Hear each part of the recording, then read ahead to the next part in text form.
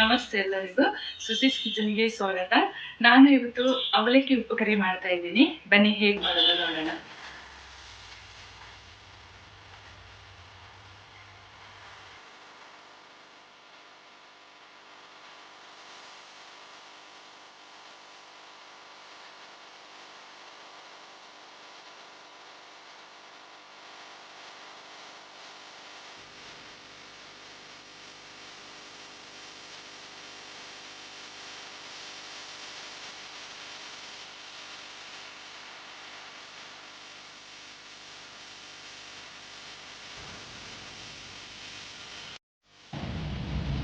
ಅವಲಕ್ಕಿ ಉಪ್ಪು ಕರಿ ಮಾಡ್ತಾ ಇದ್ದೀನಿ.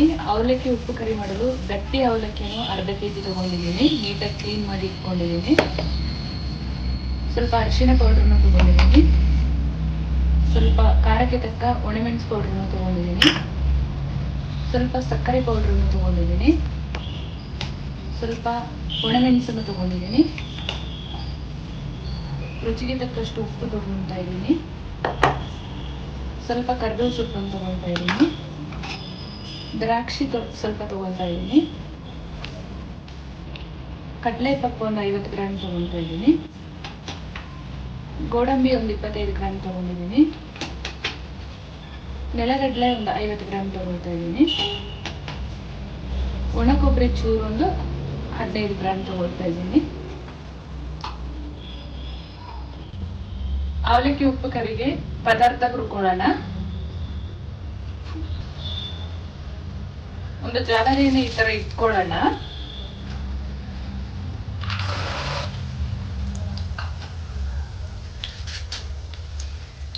ನೀಟಾಗಿ ಫ್ರೈ ಮಾಡ್ಕೊಳ್ಳೋಣ.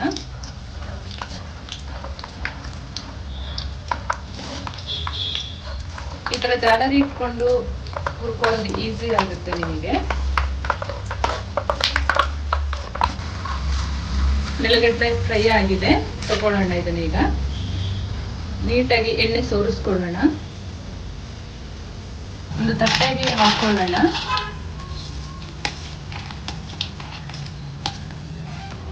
ಕಡಲೆ ಪಪ್ಪನ್ನು ಹಾಕಿ ಹುರ್ಕೊಳ್ಳೋಣ.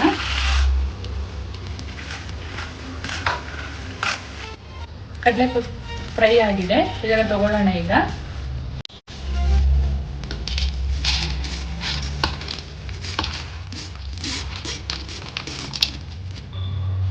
ಗೋಡಂಬಿ ಹಾಕಿ ಫ್ರೈ ಮಾಡ್ಕೊಳ್ಳೋಣ. ಗೋಡಂಬಿ ಫ್ರೈ ಆಗಿದೆ. ಇಷ್ಟಾದ್ರೆ ಸಾಕು. ತಗೊಳ್ಳೋಣ ಇದನ್ನ.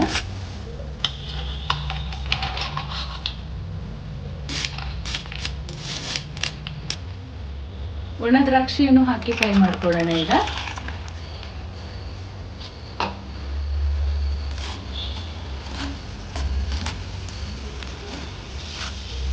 ಇಷ್ಟಾದ್ರೆ ಸಾಕು. ತಗೊಳ್ಳೋಣ ಇದನ್ನ. ಈಗ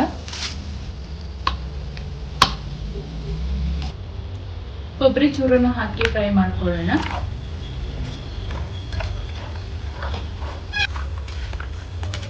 ಕೊಬ್ಬರಿ ಫ್ರೈ ಆಗಿದೆ. ತಗೊಳ್ಳೋಣ. ಈಗ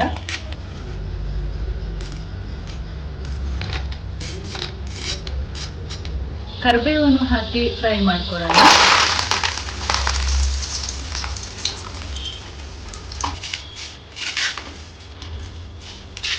ಸಾಕಿದು. ತಗೊಳ್ಳೋಣ. ಈಗ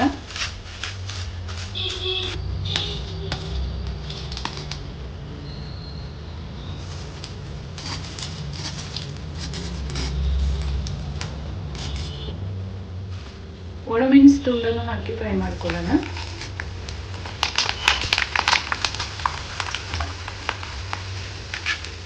ಸಾಕಿದು ಆಗಿದೆ.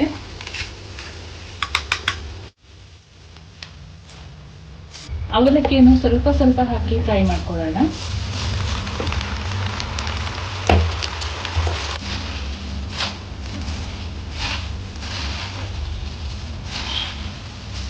ಇದನ್ನು ತಗೊಳ್ಳೋಣ. ಈಗ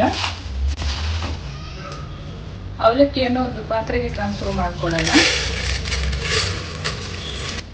ಎಲ್ಲ ಅವಲಕ್ಕಿಯನ್ನು ಇದೇ ತರ ಹುರ್ಕೊಳ್ಳೋಣ.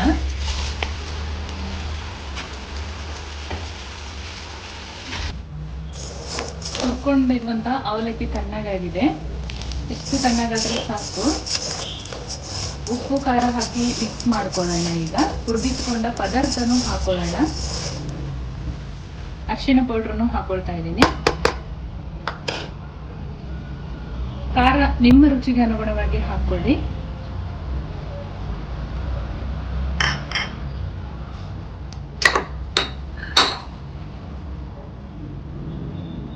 ರುಚಿಗೆ ತಕ್ಕಷ್ಟು ಉಪ್ಪನ್ನು ಹಾಕೊಳ್ತಾ ಇದ್ದೀನಿ.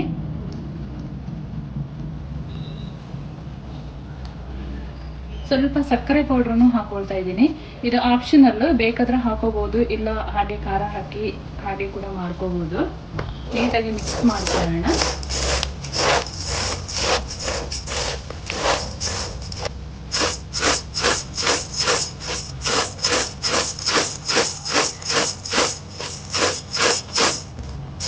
ಈಗ ಹುರಿದಿಟ್ಕೊಂಡಂತಹ ಪದಾರ್ಥಗಳನ್ನು ಹಾಕೊಳ್ಳೋಣ.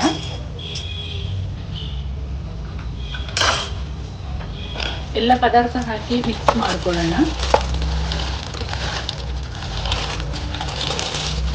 ಯಾರೆಲ್ಲ ನನ್ನ ಚಾನಲ್ನ ಸಬ್ಸ್ಕ್ರೈಬ್ ಮಾಡ್ಕೊಂಡಿಲ್ಲ, ಪ್ಲೀಸ್ ಸಬ್ಸ್ಕ್ರೈಬ್ ಮಾಡ್ಕೊಳ್ಳಿ. ಬೆಲ್ ಬಟನ್ ಅನ್ನು ಕ್ಲಿಕ್ ಮಾಡ್ಕೊಳ್ಳಿ. ನೋಟಿಫಿಕೇಶನ್ ನಿಮಗೆ ಫಸ್ಟ್ ಬರುತ್ತೆ.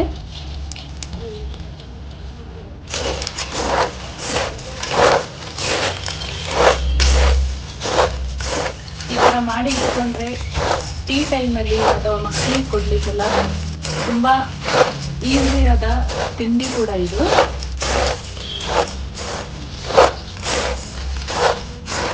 ಎಲ್ಲರೂ ಈಸಿಯಾಗಿ ಮಾಡಬಹುದು. ಇದನ್ನು ಎಲ್ಲರೂ ಮನೆಯಲ್ಲಿ ಒಂದ್ಸರಿ ಟ್ರೈ ಮಾಡಿ. ಹೇಗೆ ಬಂತು ಕಮೆಂಟಲ್ಲಿ ಬರ್ತಿರುತ್ತೆ ನನಗೆ.